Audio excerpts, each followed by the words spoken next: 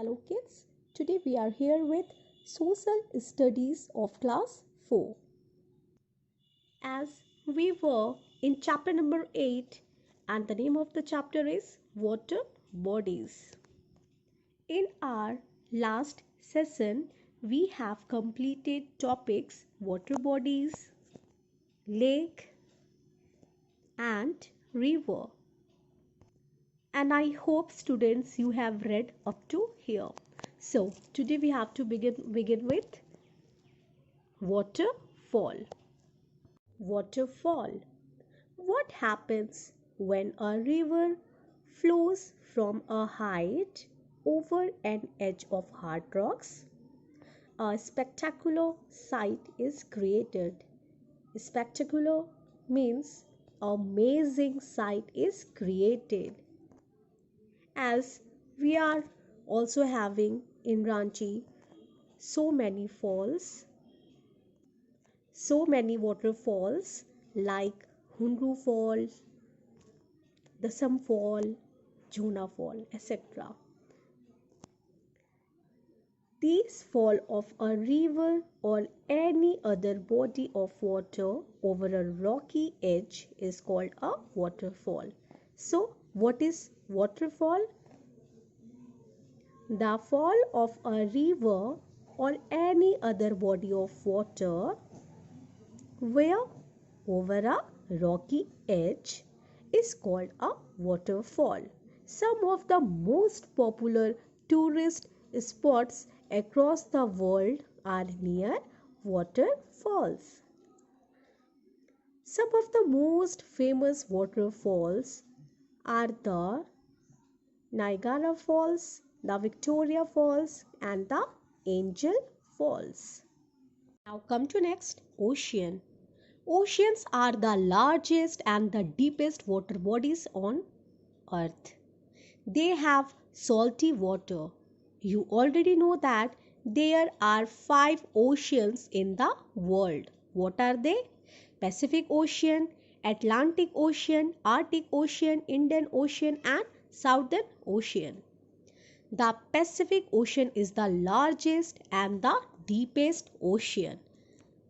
The only ocean in the world which is named after a country is the Indian Ocean.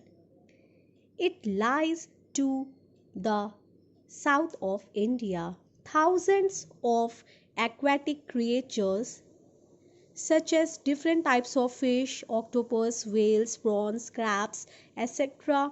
live in oceans.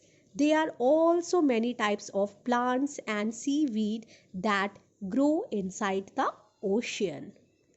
Now come to the next, sea. A large body of salty water on the surface of the earth is called a sea. Some seas are part of the oceans and partly enclosed by land, as you have seen in Goa, in Mumbai's some of the sea beaches. So they are partially enclosed by land. The land along the edges of the sea is called a sea beach. Sea beaches are famous for their natural beauty. The golden sand, seashells, and huge waves. It might sound strange, but there are many mountains and deep valleys under the seas and oceans as well. What? There are many mountains and deep valleys where? Under the seas and oceans as well. Have you ever wondered why seawater is salty? As the rivers flow along different kinds of rocks, they carry many minerals and salt along with them down to the seas and oceans. These minerals and salts keep getting collected in the seas and oceans. making them salty.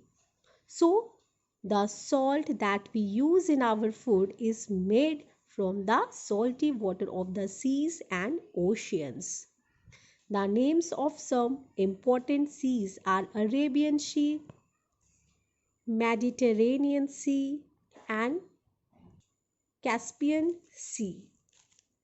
I hope you understood that why seawater is salty, only because of the rivers which flows along different kinds of rocks. They carry many minerals and salt along with them, and finally they meet with the seas and oceans.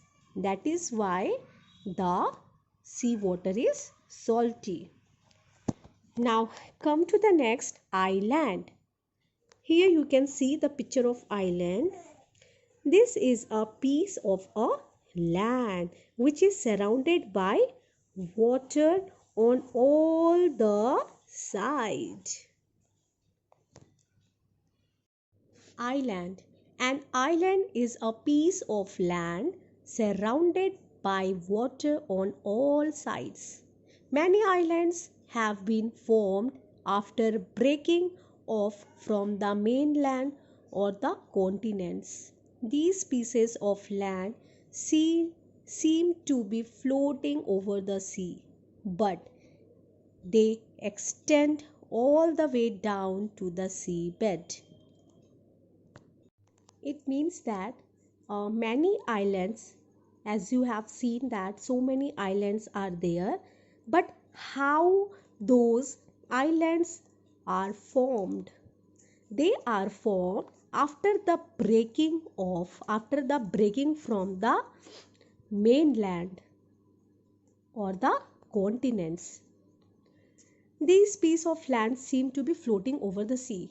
If we see that island, it seems that it is floating over the sea, but it's not correct. Actually, that island is extend all the way down. It is extend all the way down to the seabed. The Andaman and Nicobar Islands are a group of islands in the Bay of Bengal. There are many island countries like Sri Lanka, Maldives, Japan, Madagascar, etc. Now come to peninsula.